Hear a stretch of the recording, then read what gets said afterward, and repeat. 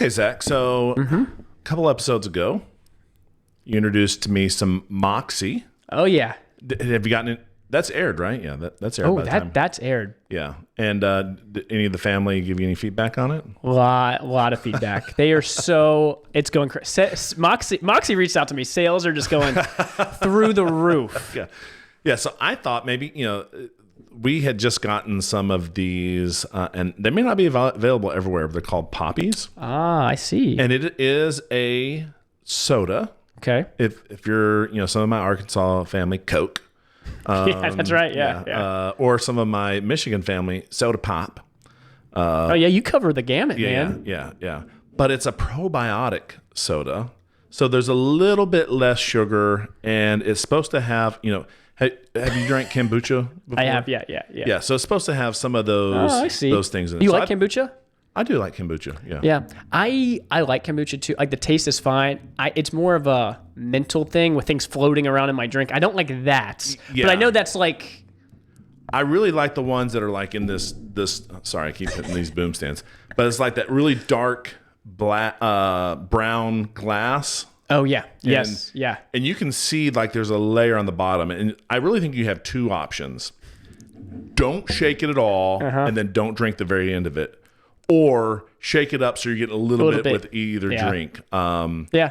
But you don't want to leave that stuff and then drink it all at the very end. Well, I'm excited. We got a watermelon flavor here. So I thought maybe we could, we're going to try watermelon or lemon lime first. Lemon lime. That's a little bit, mild. That's good. All right, so I'll just give you some of the lemon lime.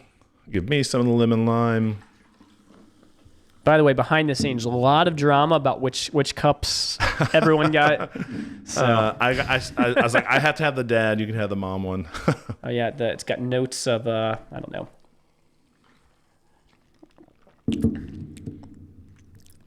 Yeah, maybe I poured too much to drink all this and get to the watermelon. I don't know. You got to chug. It's that kind of podcast. We're chugging. All right. And it's not bad. It's not bad. Is it like? Is it less carbonated? I think it's less sugary. Less sugary. Yeah. So they're trying to make it healthier. They're trying to make it something that you would enjoy and drink, but it's as good for you as a calorie drink can be. Nice. Other than milk. There you go. 25 calories is not bad. Not bad at all. All right. Do you want to try watermelon? Let's try watermelon.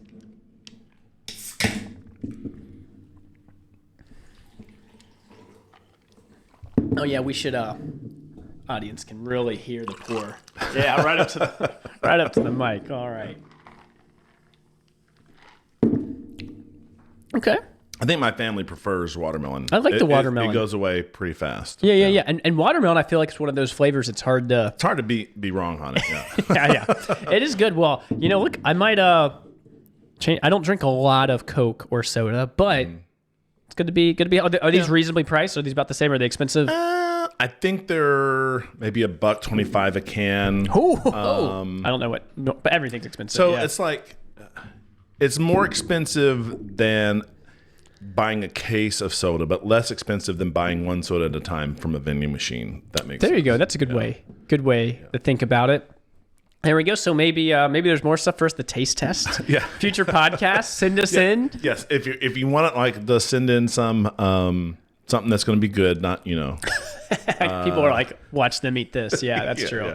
Yeah. What is that? There's a type of fish over in Norway that's like that is supposed to be really, really bad. Yes. Yeah. Don't send us that. I'm blanking on what that is. Yeah. Or the stuff from Australia, the Vegemite.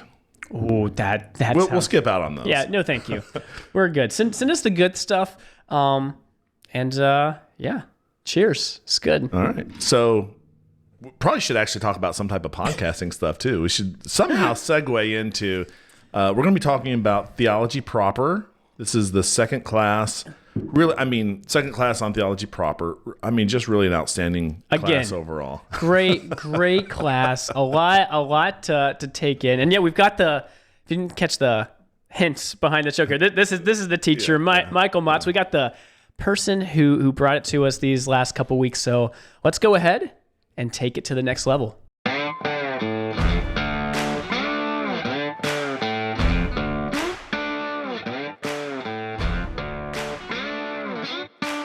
It's the Take Two podcast, where we take theology to the next level.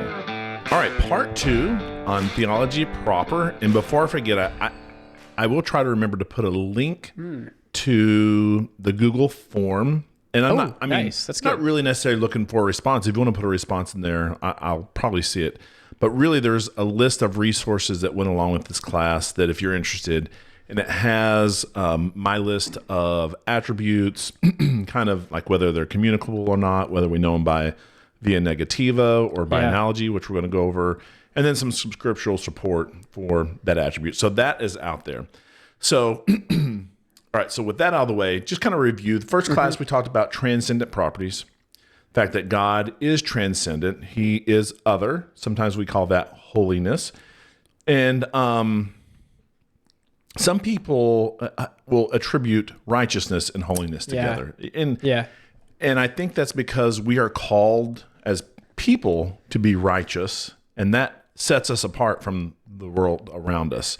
But holiness in and of itself, it means sanctify, means to be set apart, means to be different. So that's a good distinction. Like, what's its primary use, and they are related, but it's definitely different. Yeah. And so we talked about there being like 2 different ditches here. We don't want to be in any ditch. So we don't want to be to the point where we are so stressing God's transcendence that we say we can't know him, or so stressing his immanence where we would say, we can fully understand him. But we got to have that tension between them, because he has revealed himself to us in a way that we can understand him, but we're never going to fully understand him. Yeah. I like how you've got, if you look at last week and this week, and you've got these attributes side by side, it's just great to be in both of those. So you do get that balance, because you look at these different religions, and it's like, for the most part, they either err. I don't know of another religion that has both of these things, right? Yeah. And that's, you can see where being out of balance has major implications. Yeah. And so just to review real quick, one of those that we talked about last week was impassibility. This one, for some reason, it's weird to me that people are okay with God can't change. Oh, yeah. Right. Yeah, that one's easy. That one's easy. Intuitive. I get it. Yeah, I understand it. God doesn't have emotions. God doesn't have passions. Well, to me, those are almost bound together, because God can't have changing emotions if God is immutable. Right. And when you think of it that way, to me, it makes a lot more sense, because what I think the average person reads it is going to say, well, in Scripture, I feel like I read that God is joyful, or God pities this person, or is grieving, or is angry. And I think that's the crux of it. And so, of course, he has passions. Of course, he has emotions. Yeah. And so I did get asked, can we believe those scriptures that say God repented or that God was angry? And my answer to that is yes. And they tell us about how to understand God as he interacts with his creation. The same way you could believe, if I had penned, Jill is a ray of sunshine in my life, you could believe that. Yeah. But I hope you wouldn't believe that has fusion in the middle of her, and she's like beaming out these photons, Yeah, you need sunglasses. Right. It is a way of understanding. Now, probably that metaphor of Jill, or that figurative language of Jill, is a bigger contrast than what we're talking about here. But it's still, we have to kind of understand that when the scripture is being written that way, it's being written so that we can understand, God. It's kind of help us see him anthropomorphically or anthropopathically, like that, so we can understand him really in his transcendence. Yeah, that's really good. And I'm glad, when you think of impassibility, it's good to, in your mind, be like, this is the transcendent side, and that's why he is different. And I like when you talk about him being outside of time, it's really the only way he can kind of operate with that fixed disposition towards different things. And it is confusing, because he can almost have, you can correct me if I'm wrong with how I'm saying this, what can seem like conflicting dispositions towards the same person at relatively different times. And that's confusing, but it's because we are experiencing unfolding of events and sequencing. He's not. Yeah, let me maybe give one more example. You could say, Jay, there's no way you're going to the park today. And then he goes and cleans his room, and you go, okay, you can go to the park. You could, taken literally, you're contradicting yourself, but maybe in your mind, you're like, Jay, I told you earlier today, your room has to be clean. There's no way you're going to the park with your room like it is. But then the circumstances change. And so you had a fixed disposition towards Jay going to the park with a dirty room. Yeah. But now that the circumstance changed, you still have a fixed disposition. Circumstance changed. Now his room is clean. Now he's free to go to the park. Now, I don't know if that helps, but you hopefully that can help you see. I think some of these are really good, and God is just your theology, just the implications. If your God is, hot and cold one second to the next, or unpredictable or capricious in any way, that's just we would say that's not the God of the Bible. Right. I think most people can get along with that. So hopefully that was helpful. I appreciate you taking time, because it's probably the number one attribute that is just so not intuitive on its face. But when you start talking about it, I think it makes more sense. That's good. And so I started off the class with this gift wrapped box. Did you wrap it yourself? I did wrap it myself. Nice. Yeah. Nice. Yeah. I've been, I don't want to say I pride myself. Wow. I would say other people have complimented my, wrapping ability. So. Oh, I should have looked closer. It looked really nice. I was really hoping at the beginning, you're like, I've known to do some magic. I was waiting for you to just talk to someone and something was in there. Like you would set them up and they didn't know. That would been, I don't know how you would have done it, but that would have been amazing. Yeah. So, he mentioned that because I have done magic tricks before, but not illusions, not true magic. Sorcery, witchcraft. Yeah.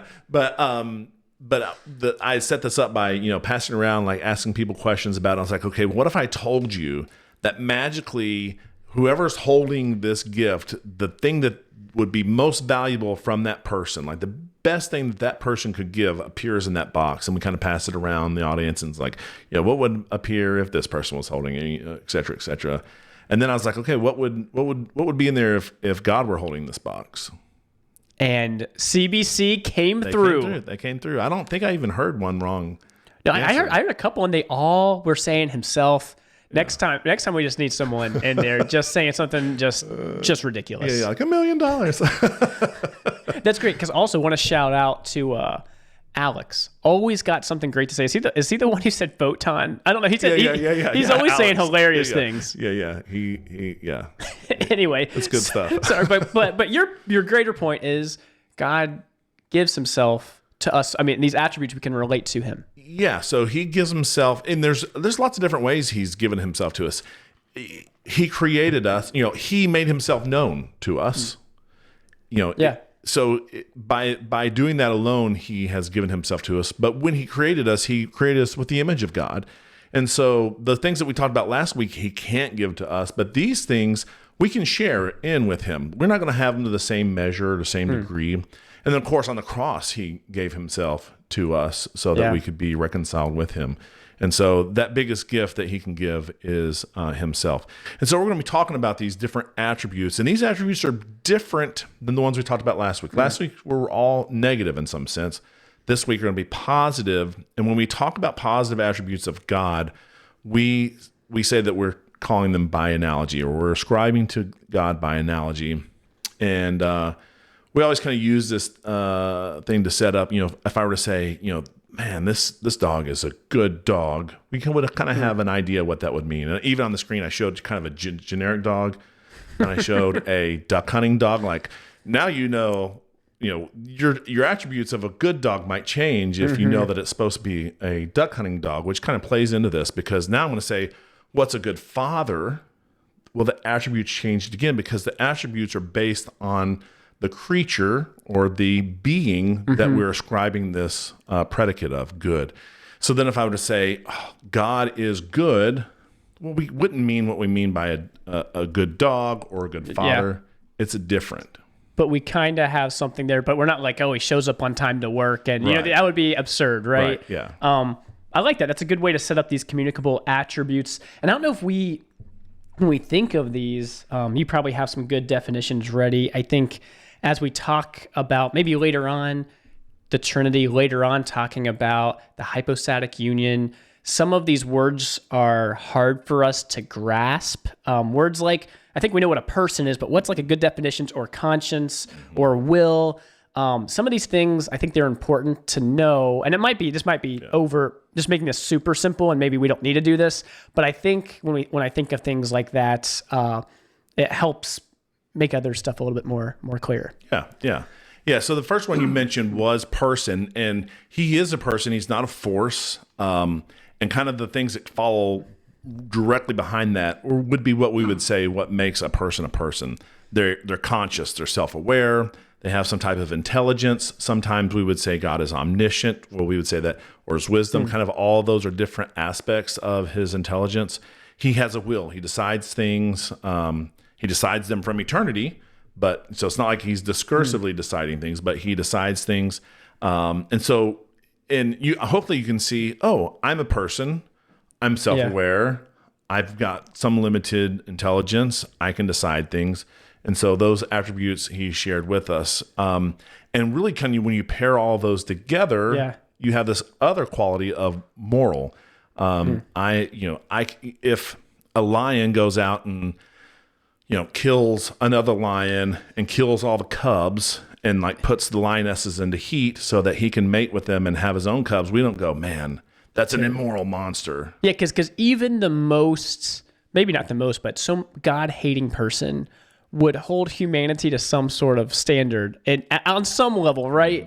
Maybe not. Maybe there's people out there, but there's a clear difference with animal behavior and human behavior, and people want to compare us so much to animals, but at some level, people aren't freaking out. They're like, well, that's just the circle of life, or that's nature, or whatever. Yeah.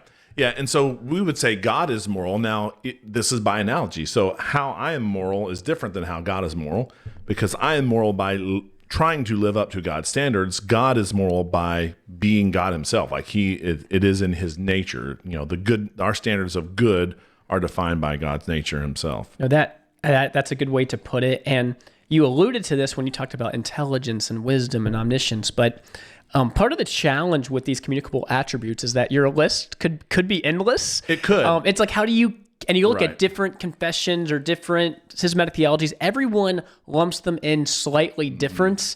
And so don't feel like we've left out one. It's because they're all kind of, it's impossible, really. I'm trying to hit the big ones, and I didn't even, I have more on my list here that we're looking off of than I actually even had on the PowerPoint. So he is love. You would see this in Scripture. God is love. He is goodness. Sometimes we would countenance that as omnibenevolence or righteous.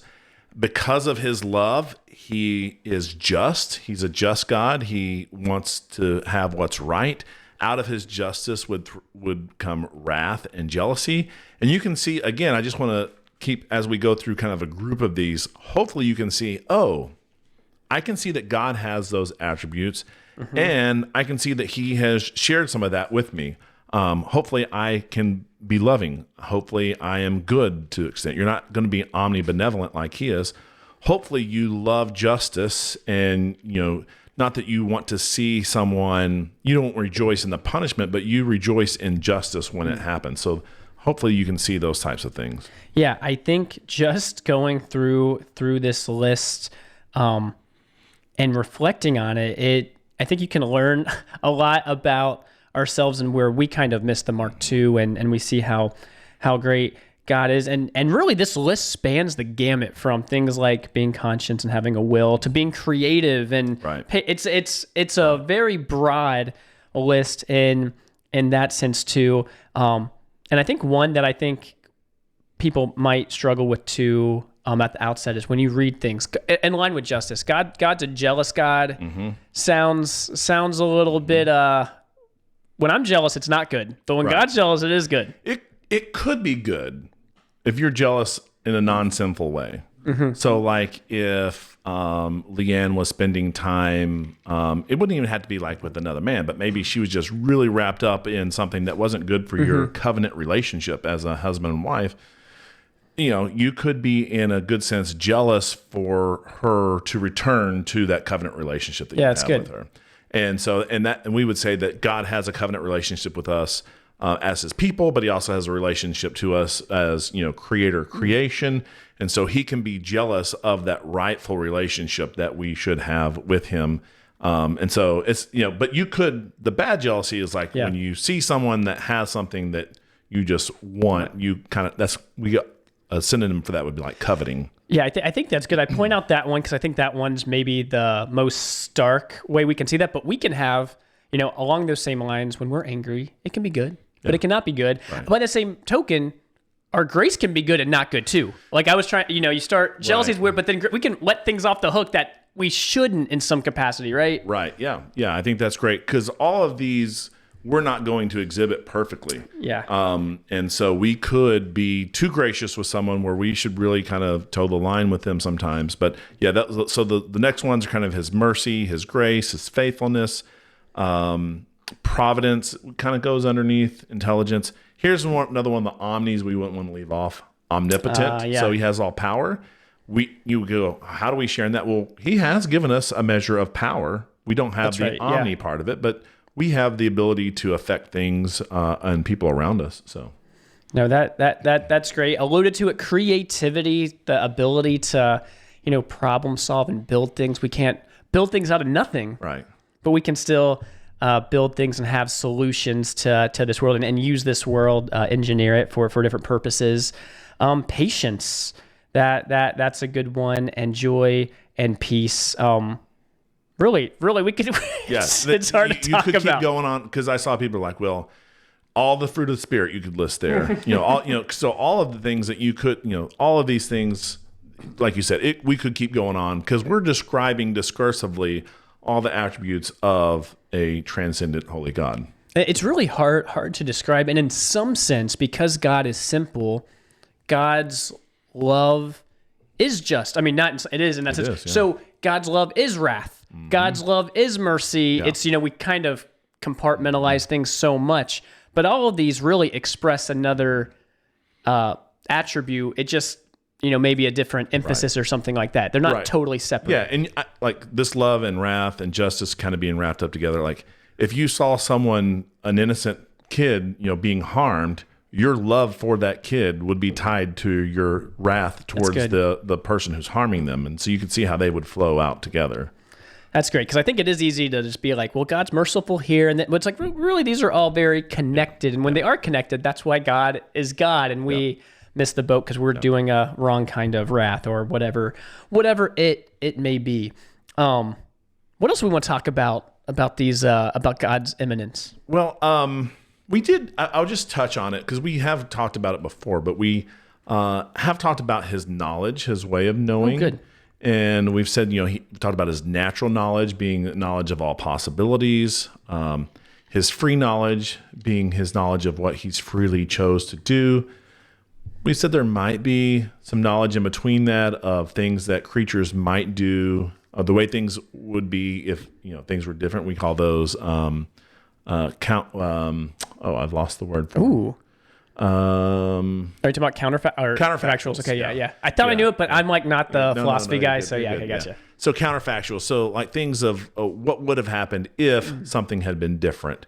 So we call that middle knowledge. Some people have used that to support Molinism. I don't think neither one of us subscribe to Molinism. Get out of here. I'm not even sure you subscribe to middle knowledge. I don't know if I've convinced you or not. I've come around. At first, I kind of rejected it, but I think after thinking it through, I think there's a way where it can be done right. You know. Yeah, I think what when we were talking about before, because we were talking about like the deck of cards that he gets dealt. Like, yes, but he has an infinite number of cards. Yeah. That's different. And I think it just presented so poorly, or in that Molinism framework, that don't love that. Because I think a lot of these people, their different systems influence their thought, and it's, I don't like this part, but I like this part. And so I think that helps out a lot. Because it's something we probably don't think about a lot, but it does point to how great our God is and how his decrees come to pass and how he knows everything. Yeah.